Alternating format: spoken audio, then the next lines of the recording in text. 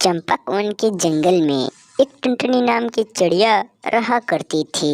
वह अपने खेत में हमेशा खेती किया करती थी। एक दिन टुनटुनी चिड़िया अपने खेत में पालक की बीज बो रही थी ताकि उस पालक को बेच सके। चिड़िया उस बीज को बोकर घर लौट रही थी, तभी रास्ते में उसको एक गोलू कबूतर मिला। कबूतर टुनटुनी चिड़िया से पूछता है कि चिड़िया बहन, तुम पालक की बीज कहाँ से खरीदी हो? चिड़िया बोली कि मैं कालू कौवे के दुकान से लाई हूँ, और उतनी कहकर चिड़िया वहाँ से चली गई। कुछ दिन बाद टुनटुनी चिड़िया अपने घर के सामने बैठी थी, तभी उसको याद आया कि मैं जो बीज बोई थी, क्या वह हुआ है या नहीं। चिड़िया उसको देखने के लिए अपने खेत में गई।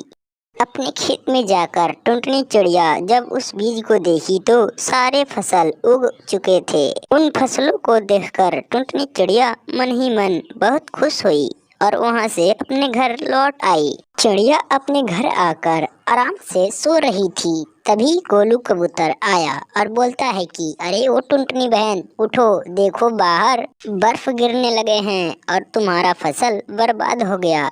चिड़िया इस बात को सुनते ही तुरंत उठी और बोलती है कि क्या सच में? कबूतर बोला, हाँ सच में। फिर चिड़िया और कबूतर दोनों एक साथ खेत देखने के लिए चले गए। जब खेत में गए तो देखे कि उसका फसल सब बर्बाद हो चुका था। फिर टुनटुनी चिड़िया वहीं पर बैठकर रोने लगी। कहती है कि हे भगवान, तुमने ये क्या कर दिया? इस गरीब को इतने सजा क्यों दे रहा है? और गोलू कबूतर टुनटुनी चिड़िया वहां से निराश होकर दोनों एक साथ अपने घर चले आए। चिड़िया अपने घर के सामने बैठकर बहुत देर सोची कि मेरा फसल बर्बाद हो गया